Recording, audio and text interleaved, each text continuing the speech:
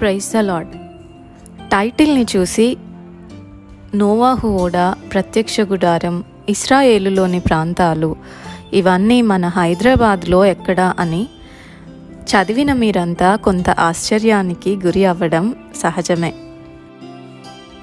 పరిశుద్ధ గ్రంథంలో పేర్కొనబడినట్టు దేవుడు నోవాహును ఒక ఓడను చేయమని చెప్పాడు మరియు మోషేతో ప్రత్యక్ష గుడారం ఏ విధంగా ఉండాలో, అందులో ఏవి ఎక్కడ ఉండాలో కూడా చెప్పాడు. మనం బైబిల్ను చదివేటప్పుడు ఆ నమూనాలు ఇలా ఉంటాయేమో అని మనం ఊహిస్తాం.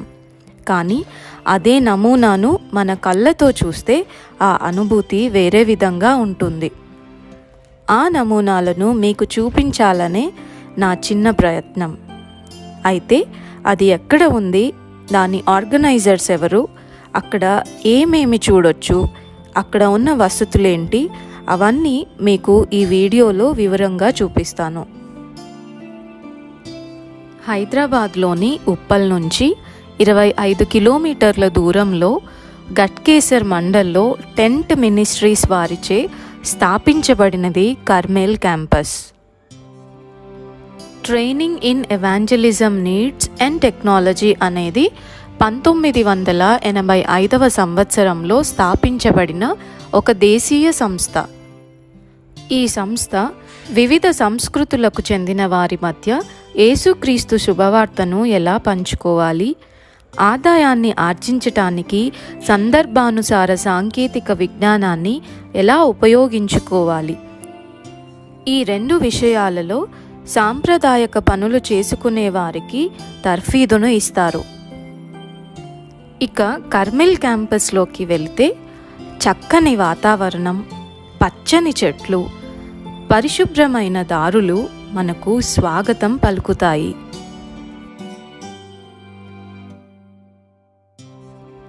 కర్మేల్ క్యాంపస్లోనే మనం ప్రత్యక్ష గుడారపు నమూనా, నోవాహు ఓడ, హోలీ ల్యాండ్ మోడల్ మరియు యేసుక్రీస్తు ఖాళీ సమాధి నమూనాలను మనం చూడగలుగుతాం. ఎంట్రన్స్ నుంచి లెఫ్ట్గా మనం వస్తే ఇక్కడ ట్రైనింగ్ను ఇవ్వడానికి నిర్మించబడిన భవనాన్ని మనం చూడొచ్చు.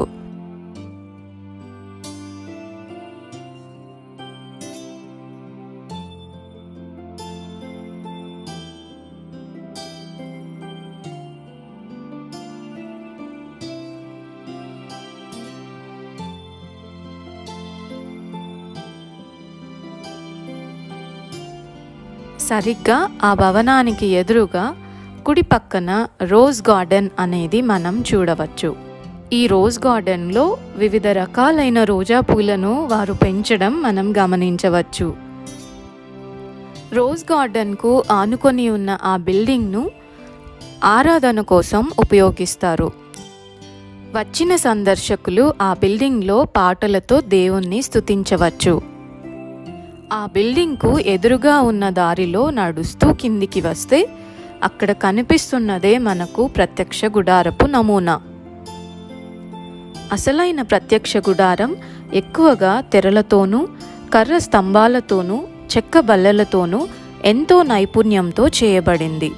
ఇశ్రాయేలీలు సినాయి అరణ్యంలో ప్రయాణం చేస్తూ ఒకచోట నుండి మరో చోటికి కదిలేటప్పుడు మొత్తం ప్రత్యక్ష గుడారాన్ని దాని చుట్టూ ఉన్న తెరల గోడలతో సహా చిన్న చిన్న భాగాలుగా విడతీసి వాటన్నిటినీ తమ భుజాల మీద మోసుకొని వెళ్తూ మళ్ళీ ఎక్కడైనా మజిలీ వేసినప్పుడు ఆ విడి భాగాలన్నిటినీ కూర్చి ప్రత్యక్ష గుడారం వేసేవారు.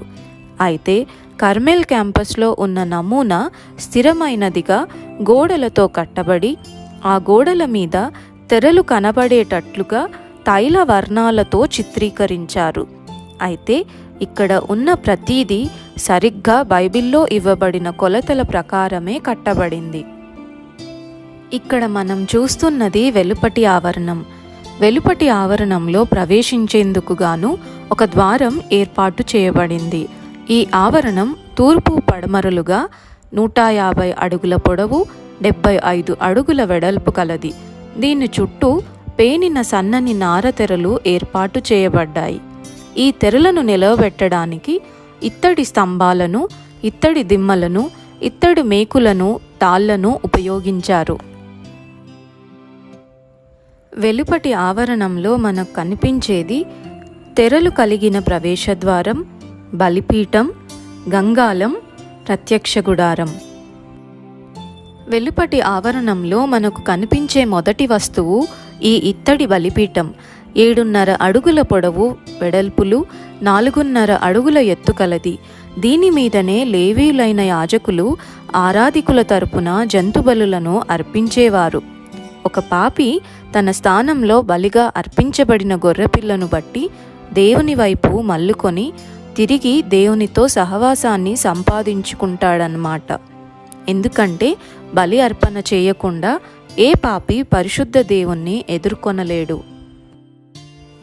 వెలుపటి ఆవరణంలో బలిపీఠం తర్వాత మనకు కనిపించే రెండవ వస్తువు ఇత్తడి గంగాళం లేదా శుభ్రపరచుకునే పాత్ర. దీని కొలతలు బైబిల్లో తెలియజేయబడలేదు. అర్చక ధర్మాన్ని నెరవేర్చే లేవీ యాజకుడు ప్రజల పక్షంగా ఆరాధనను అర్పించడానికి పరిశుద్ధ స్థలంలోనికి ప్రవేశించే ముందు విధిగా తన కాళ్ళు చేతులు ఈ గంగాళం దగ్గర కడుక్కోవాలి.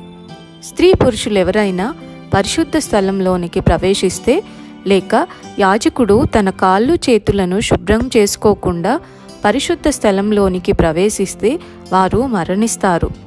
ఇది దేన్ని సూచిస్తుందంటే దేవుణ్ణి ఆరాధించేవారు ఆయనలో భయభక్తులు కలవారై ఉండి ఆయనకు సమర్పించుకొని ప్రతిరోజు తమ అపరాధ విషయంలో పశ్చాత్తాపడి వాటిని ఒప్పుకొని విడిచిపెట్టడం ద్వారా పవిత్రపరచబడి పరిశుద్ధ దేవుని సన్నిధిలోకి ప్రవేశించాలి అని.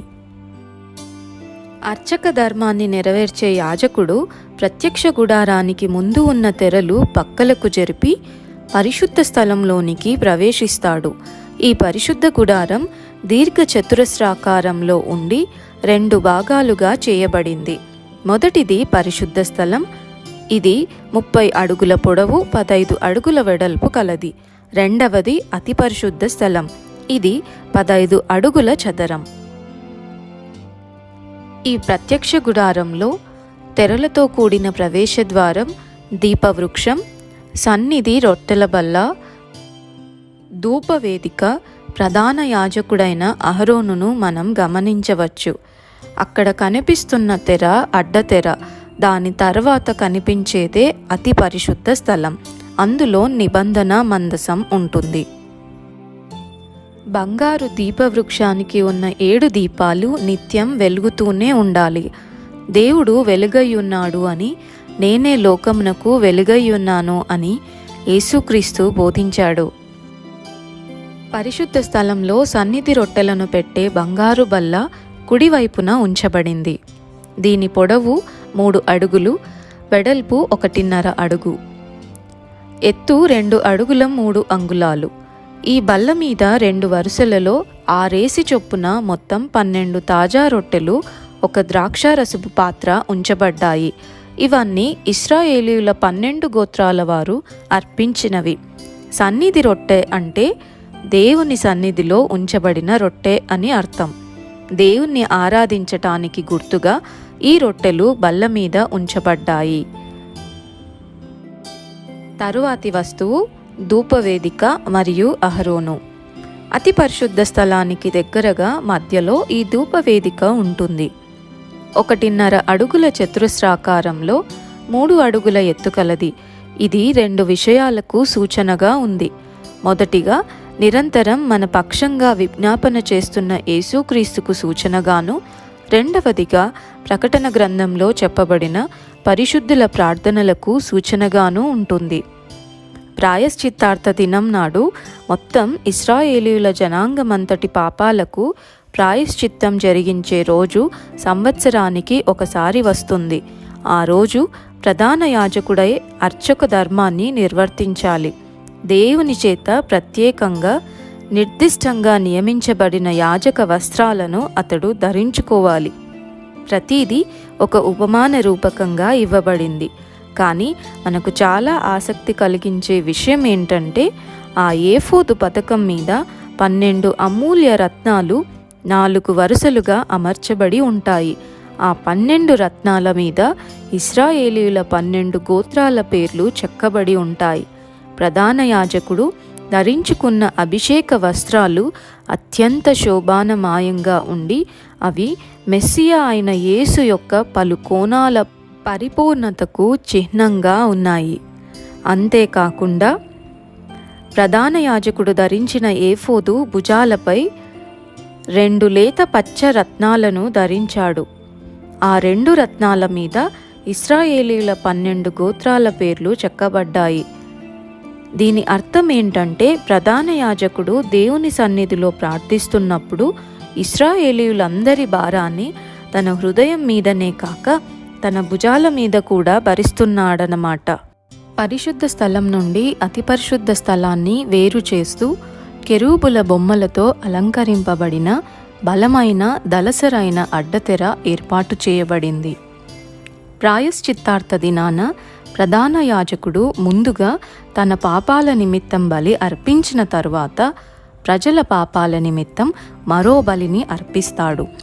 ఇత్తడి గంగాళం వద్ద తనను తాను బాగా శుభ్రపరుచుకున్న తరువాత పరిశుద్ధ వస్త్రాలను ధరించుకొని అతి పరిశుద్ధ స్థలంలోని కరుణాపీఠం మీద అర్పించడానికి కొంత బలి రక్తాన్ని తీసుకొని ముందుగా పరిశుద్ధ స్థలంలోనికి ప్రవేశిస్తాడు.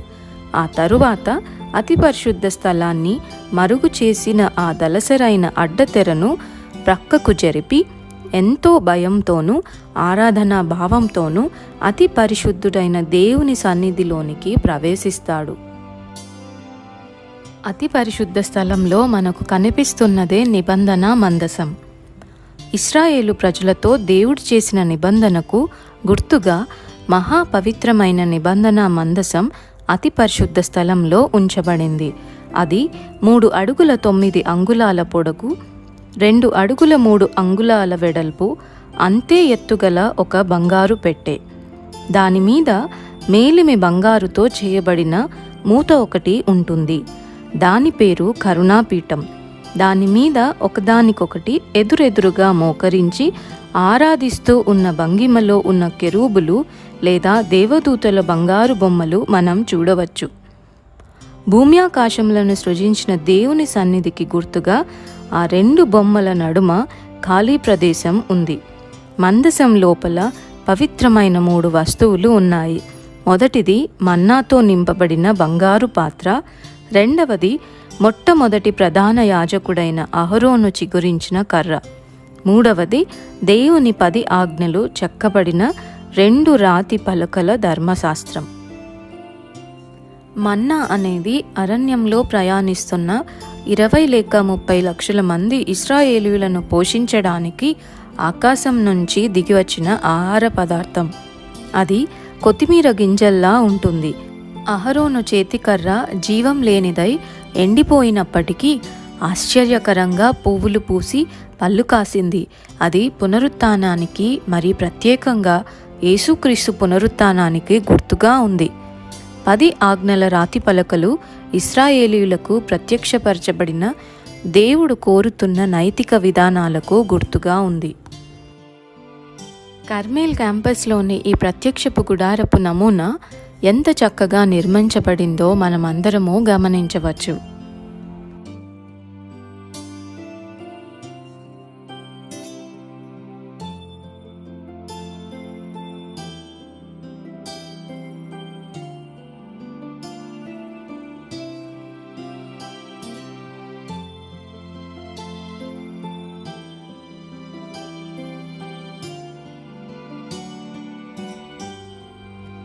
ఇక్కడ మనకు కనిపిస్తున్న ఈ 2 చెట్లు ఏంటో అని చూస్తున్నారా? అవి ఒలీవ చెట్లు. అక్కడ ఆర్గనైజింగ్ టీం వారు చెప్పినది ఏంటంటే ఇశ్రాయేలు నుండి 15 మొక్కలు ఇక్కడికి తెప్పించారట. అయితే ఆ 15 మొక్కల్లో ఈ 2 మాత్రమే మన వాతావరణానికి తట్టుకొని నిలబడ్డాయి. కుటుంబంగా వెళ్ళిన మాకందరికీ ఈ ఒలీవ చెట్లను చూశాక చాలా సంతోషం అనిపించింది. ఒలీవ చెట్లను చూడటం మాకందరికీ అదే మొదటిసారి. మా చిన్న బిడ్డలు ఒలీవ చెట్టును చూశాక సండే స్కూల్లో వారికి నేర్పించిన పాఠం, నోవాహు తాత ఓడ కిటికీను తెరిచి నల్ల పావురంను పంపించగా అది తుంచబడిన ఒలీవ చెట్టు ఆకును తీసుకొని వచ్చింది కదా అని జ్ఞాపకం చేసుకున్నారు.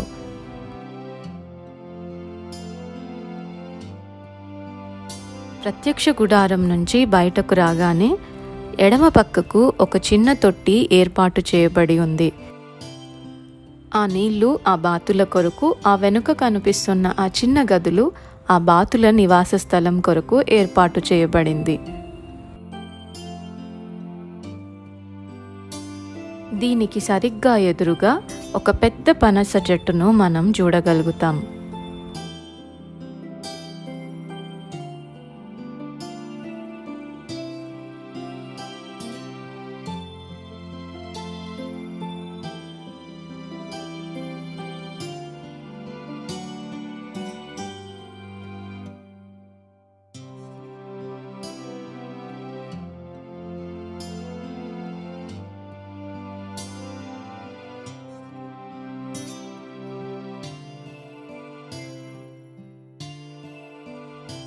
అలా కిందికి నడుస్తూ మనం ముందుకు వెళ్తే అక్కడ కనిపిస్తున్నదే నోవాహు ఓడ నమూనా.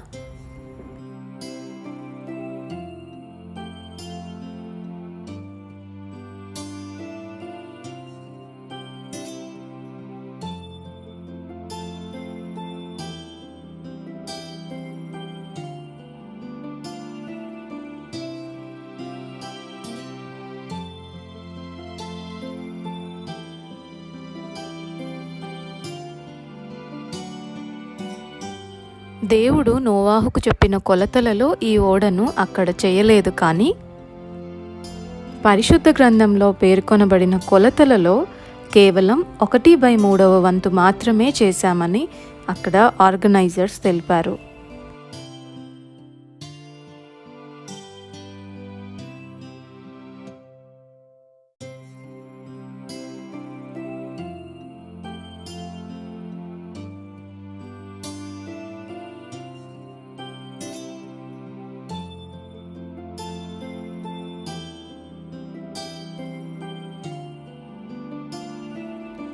లోపలికెళ్తే 2 భాగాలుగా విభజించారు.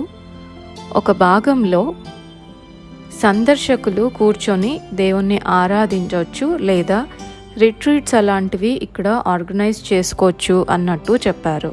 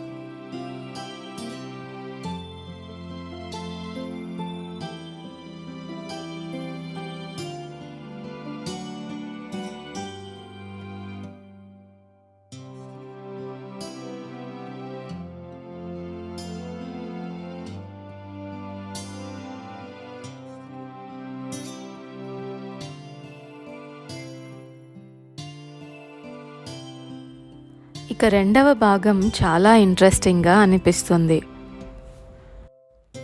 ఇక్కడ మీరు చూస్తున్నది సాక్షాత్తు నోవాహు, అతని భార్యను.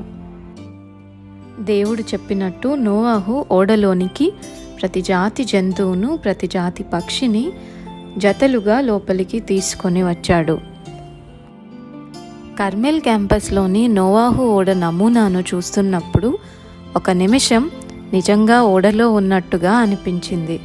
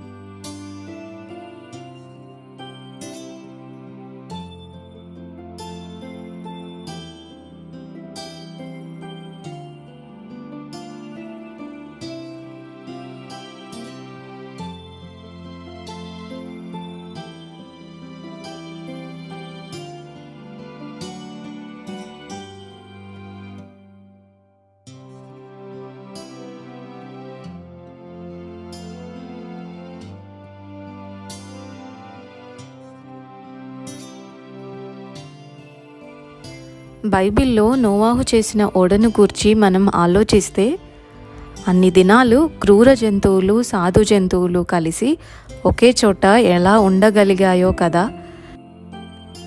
సృష్టిలోని ఆ జీవరాశులు దేవుని మాటకు ఎలా లోబడ్డాయో కదా. నిజంగా ఇది ఆశ్చర్యం కలిగించే విషయమే.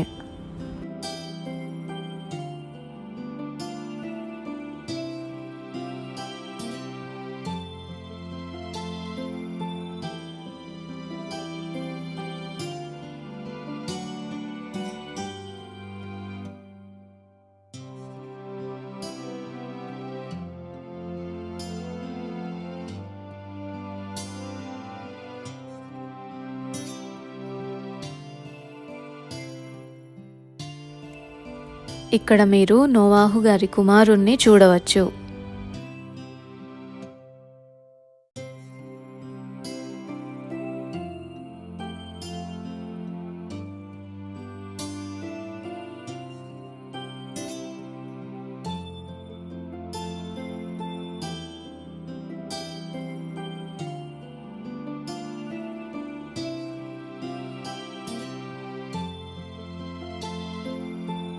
నోవాహు ఓడలో నుంచి బయటకు రాగానే ఎడమ పక్కకు మనకు 14 స్టేషన్లు కలిగిన ఒక బిల్డింగ్ను మనం చూస్తాము. ఇక్కడ యేసుక్రీస్తు యొక్క శిలువ కార్యంలో జరిగినటువంటి 14 ఘట్టాలను చిత్రీకరించబడ్డాయి.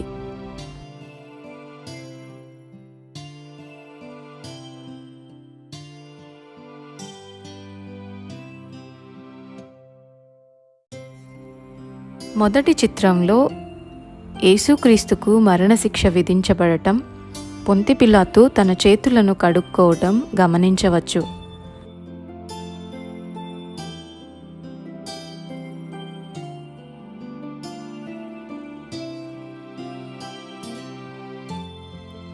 రెండవది యేసుక్రీస్తు సిలువనెత్తుకొని నడవటాన్ని మనం చూడవచ్చు.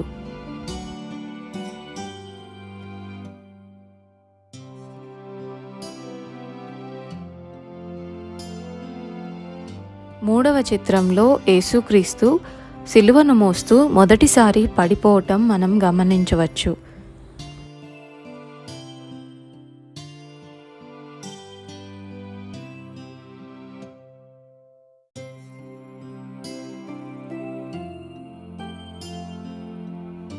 ఈ చిత్రంలో యేసు మరియు ఆయన తల్లి మరియను మనం చూడవచ్చు.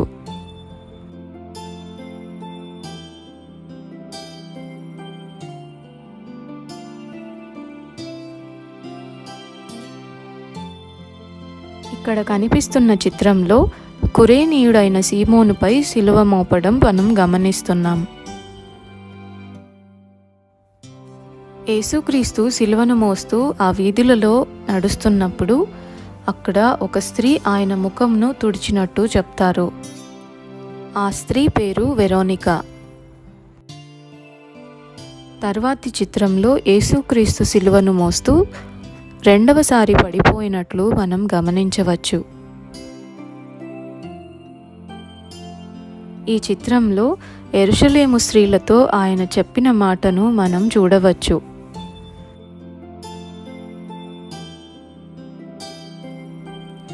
ఇక్కడ ఆయన మూడవసారి పడిపోయినట్లు మనం గమనించవచ్చు.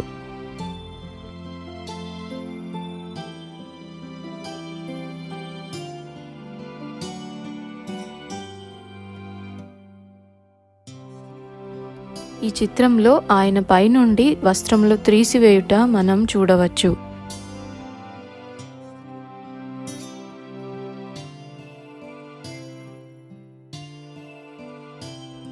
ఇక్కడ ఆయనను మేకులతో కొట్టబడటం మనం చూస్తున్నాం.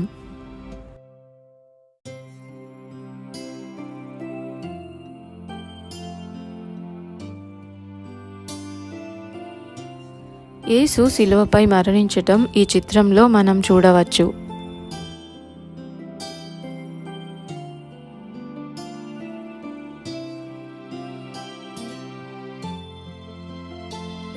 యేసు ప్రభువును శిలువపై నుండి దించటం మనం చూస్తున్నాం.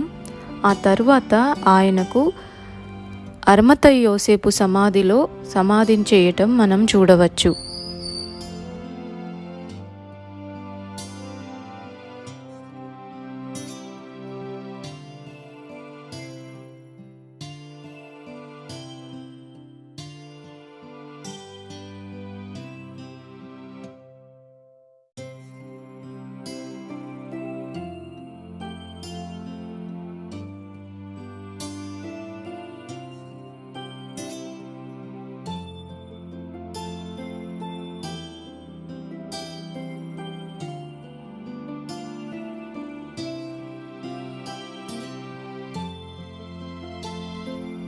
ఈ 14 స్టేషన్స్కు ఎదురుగా ఉన్నది అక్కడ కనిపిస్తున్న ఆ ప్రదేశమే హోలీ ల్యాండ్ మోడల్. ఈ హోలీ ల్యాండ్ మోడల్ను యేసుక్రీస్తు ఖాళీ సమాధి చూయించిన తర్వాత చూయిస్తాను.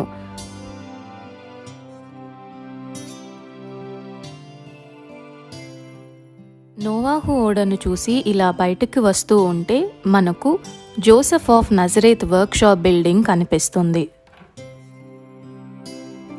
ఇక్కడ AC rooms, non AC rooms మరియు డార్మెటరీస్ కూడా ఉన్నాయని చెప్పారు.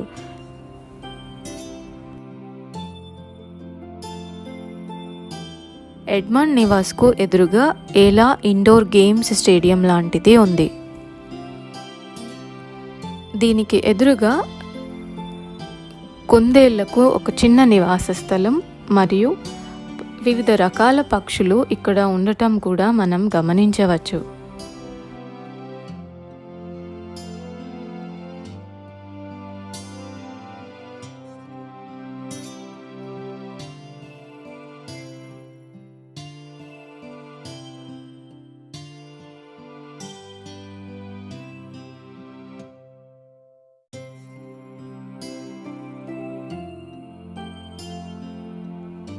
సరిగ్గా యేసుక్రీస్తు సమాధి పక్కన ఉన్నటువంటి ఈ ప్రదేశంలో ఈ అందమైన పక్షులు కనిపించాయి. రండి ఇప్పుడు ఆ తోటలో ఉన్నటువంటి యేసుక్రీస్తు ఖాళీ సమాధిని చూద్దాము.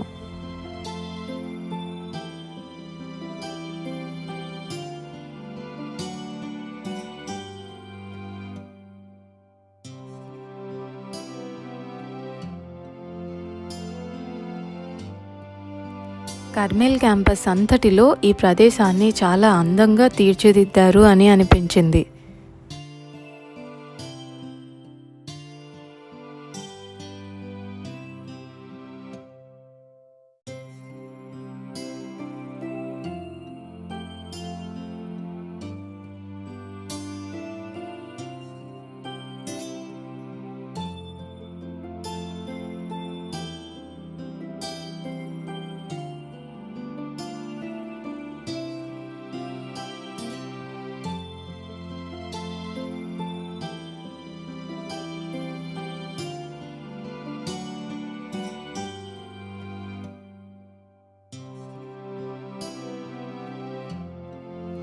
గేట్ని తెరుచుకొని ఈ తోటలో అలా ముందుకు నడిస్తే యేసుక్రీస్తు సమాధి నమూనాను మనం చూడవచ్చు.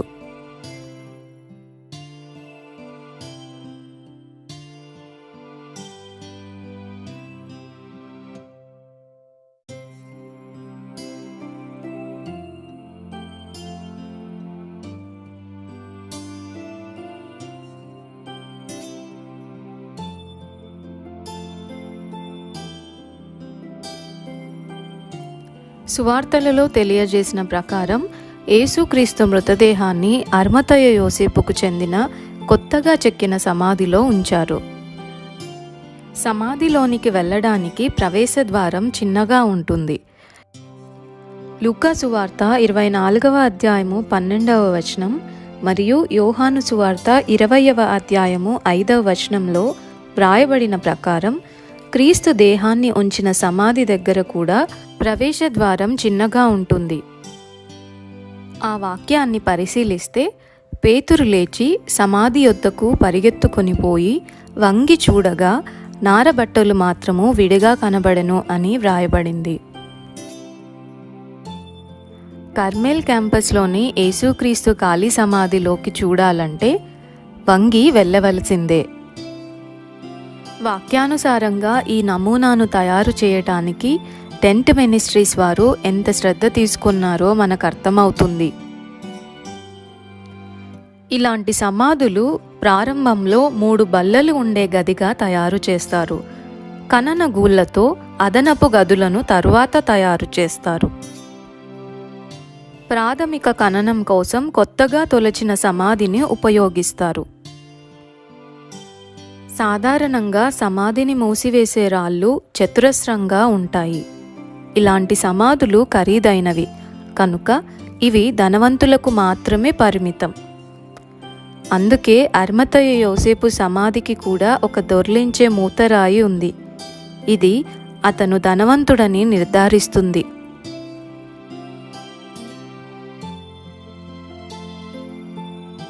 ఇప్పుడు walk through Holi land model చూద్దాం.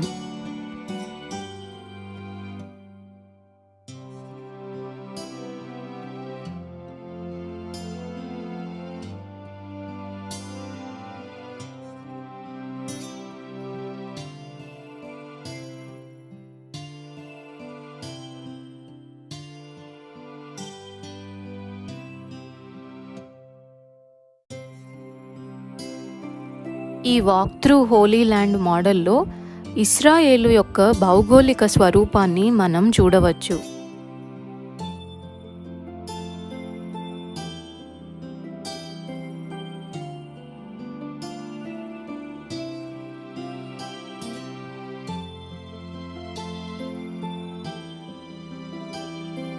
వాక్ త్రూ హోలీ ల్యాండ్లో ముందుగా ఇక్కడ కూర్చున్న తర్వాత గైడ్ మనకు అందులో ఉన్న ముఖ్య ప్రదేశాలను గూర్చి వివరిస్తారు.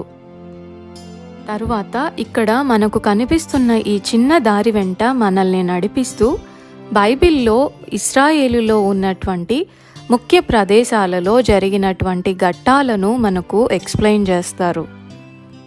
ఇక్కడ కనిపిస్తున్న నెబో పర్వతం మీద నుంచి మోషే కానాను దేశాన్ని చూస్తాడు. ఇశ్రాయేలు ప్రాంతంలోని మైదానాలు, పర్వతాలు, యోర్దాను చీలికలోయ వీటన్నిటినీ గైడ్ చాలా చక్కగా వివరించారు.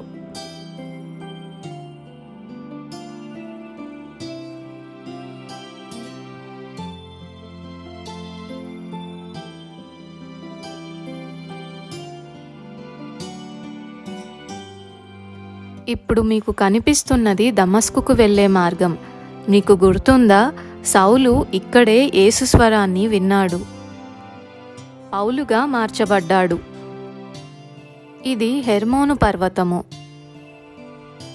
హెర్మోను పర్వత శిఖరాల నుండి వచ్చే కరిగిన మంచు నీటిని అందిస్తుంది. ఇక్కడ మీకు ఒక రెఫరెన్స్ను చూపిస్తాను.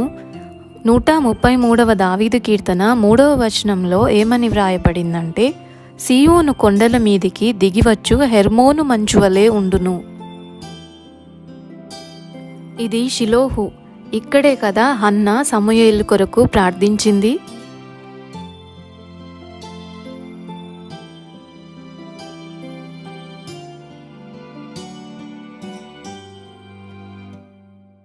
ఇక్కడ మనము సొలొమోను కట్టించిన దేవాలయము, గొల్గతా, ఒలీవల కొండ, యెరూషలేము అంతటిని మనం చూడవచ్చు. గెత్సేమ్ అనే తోట, బేతని, యేసుక్రీస్తు ఆరోహణమైన స్థలము మనం చూడవచ్చు.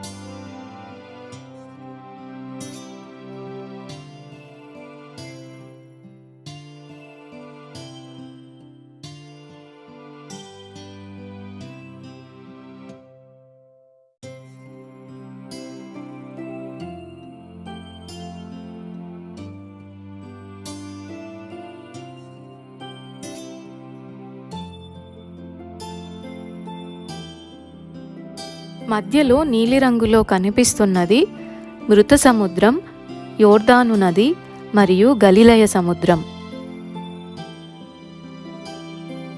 ఈ నమూనాలన్నీ చూసిన తర్వాత వారు చక్కని భోజన వసతిని కూడా కల్పించారు. వెజిటేరియన్ మరియు నాన్ వెజిటేరియన్ రెండిటిని తయారు చేశారు. ఇది ఎడ్మండ్ నివాస్. ఇక్కడ AC rooms, non AC rooms మరియు డార్మెటరీస్ కూడా ఉన్నాయని చెప్పారు. అయితే ఒక్కొక్క దానికి ఒక్కొక్క అమౌంట్ మనం పే చేయాల్సి ఉంటుంది. కర్మేల్ క్యాంపస్లోని నమూనాలను చూడటానికి పెద్దలు 650 రూపాయల ప్రవేశ రుసుము చెల్లించాలి. పిల్లలైతే 350 రూపాయలు చెల్లించవచ్చు. భోజన వసతి కొరకు అదనంగా పెద్దలు 200 రూపాయలు చెల్లించాల్సి వస్తుంది. కర్మేల్ క్యాంపస్ను కేవలం సందర్శించటానికి మాత్రమే కాదు, మన సంఘం తరపున యవనస్తులకు రిట్రీట్స్ మరియు చిన్నపిల్లలకు VBS లాంటివి ఇక్కడ జరుపుకోవచ్చని ఆర్గనైజర్స్ తెలిపారు. చివరిగా నేను చెప్పదలుచుకున్నది ఒకటే, మనం డబ్బును ఎంతెంతో వృధా చేస్తూ ఉంటాం, ఎన్నో విహారయాత్రలకు వెళ్తూ ఉంటాం. కానీ కర్మేల్ క్యాంపస్ లాంటి ప్రదేశాలను మన కుటుంబంతో సందర్శిస్తే ఖచ్చితంగా దివ్యమైన అనుభూతితోనే బయటికి వస్తాం. Praise the lord.